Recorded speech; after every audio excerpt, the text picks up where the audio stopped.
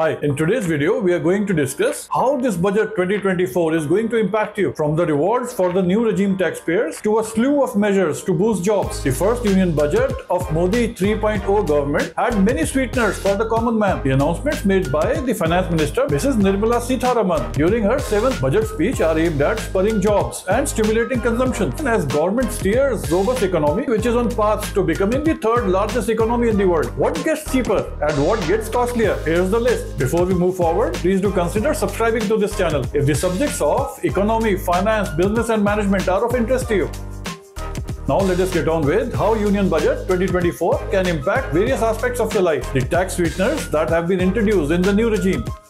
Finance Minister Mrs. Nirmala Sitharaman has made the new regime a bit more enticing by raising the new standard deduction to Rs 75,000 from Rs 50,000 earlier. It also revised the tax slabs, and the new tax slabs are no tax up to annual income of Rs 3 lakhs, 5% of tax on this income slab of 3 to 7 lakhs per annum, and 10% on annual income of Rs 7 to 10 lakhs. While the new tax slab is 15% for the income of 10 to 12 lakhs per annum, 12 to 15 lakhs is 20%, and above 15 lakhs is 30%. For family pensioners, the deduction will go up from 15,000 to 25,000 under the new regime. Now let us understand the benefits which have come to urban housing. The Finance Minister has announced that government will allocate Rs 10 lakh crores for PM Awas Yojana Urban 2.0, which will help fulfill the housing needs for 1 crore urban poor and middle class families. This is a flagship program of Modi government that aims to provide all-weather Pakka houses to people in the urban areas.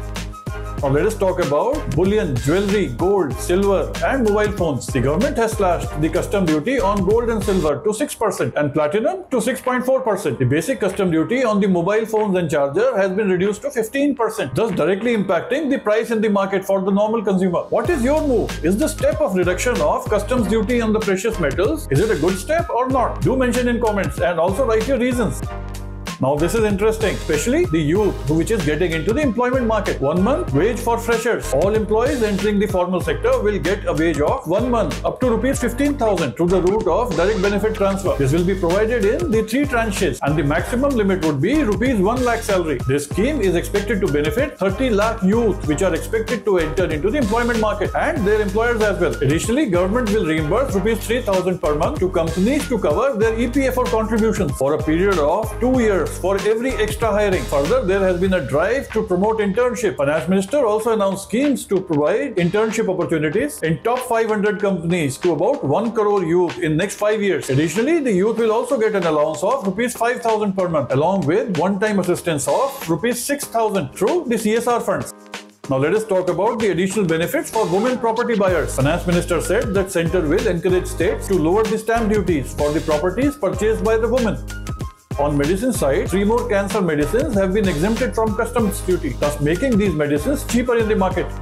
So let us talk about what central government has declared on planning for future plan for children. The government announced a plan to facilitate parents' contribution to their minor child's National Pension Scheme account to be called as NPS Vatsalya. The account can be converted into regular NPS plan once the children attain a majority age, which is 18 years.